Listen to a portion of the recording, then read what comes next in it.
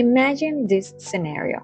A trader opens a trade with confidence, having done their analysis and set their stop loss at what they consider a strategic level. However, as the market moves against them and the price dangerously approaches that level, anxiety starts to take over.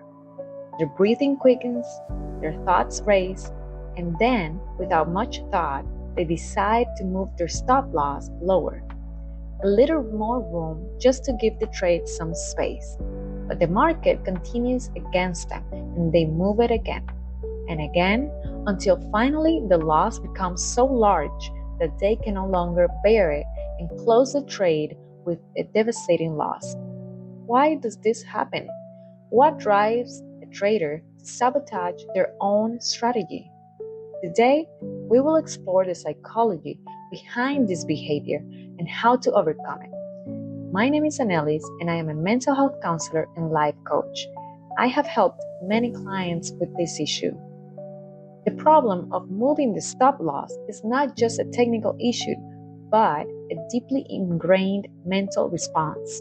It is based on psychological mechanisms that have evolved over thousands of years to help us survive, but in trading, they can become our worst enemies.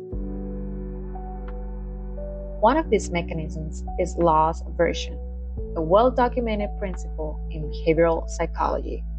Studies show that people feel the pain of losing much more intensely than the satisfaction of winning. Simply put, losing $100 hurts more than the joy of gaining those $100. When a trader sees the trade approaching stop loss, their brain goes into defense mode. It wants to avoid the pain of loss at all costs. And at that moment, the most immediate solution seems to be moving the stop loss. If I give it a little more space, maybe the price will reverse, they tell themselves, but this is just an illusion. Another factor at play is cognitive dissonance.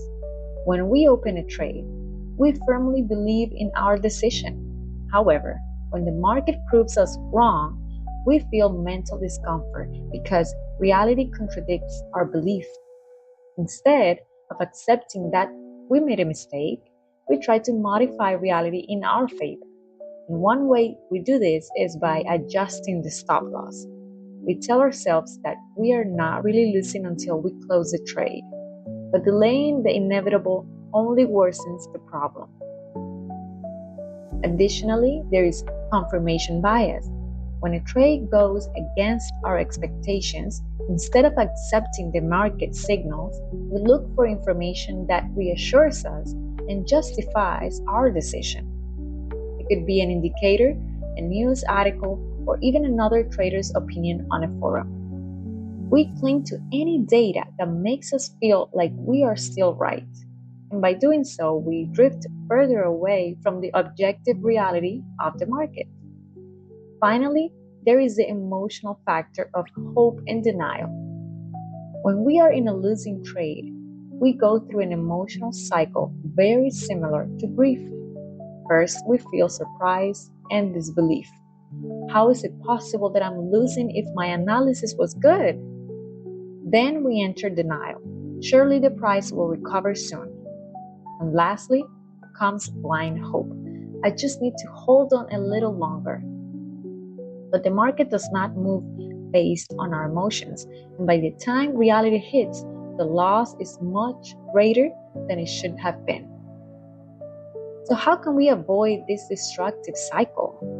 The key lies in discipline and reprogramming our emotional response to loss. First, we must accept that losing is part of trading. Not every trade will be a winner, and that is okay. A professional trader does not measure success by a single trade, but by consistency over time. Losing well is just as important as a skill as winning. Second, we must set strict rules and most importantly, follow them. Before entering a trade, define your stop loss and commit to not moving it under any circumstances. If you feel the temptation to do so, step away from the screen, take a deep breath, and Remind yourself that the goal is to follow the strategy, not to avoid a temporary loss. Another powerful tool is keeping an emotional trading journal. Every time you feel the urge to move the stop loss, write down how you feel at that moment. Is it anxiety, fear, hope? Over time, you will see patterns in your behavior and be able to anticipate these impulses before they happen. Lastly, train a detached mindset.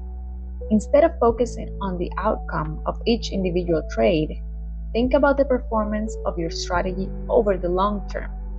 If you follow your rules, even with occasional losses, you will succeed over time. But if you give in to emotional and sabotage your own strategy, the market will make you pay for it. Trading is mental game. Trading is a mental game. The difference between a winning trader and a losing one is not in technical analysis or finding the holy grail of the market. It is in the ability to control emotions and act with discipline. The next time you feel the urge to move your stop loss, remember the market is not against you. Your own mind is. But with practice and self-control, you can become a trader who is not a victim of their emotions, but a master of their financial destiny. And that wraps up today's video. I hope this helped you reflect on the psychology behind trading and how to manage your emotions more effectively. If you find this type of content valuable, don't forget to like, subscribe, and hit the notification bell so you don't miss a future video.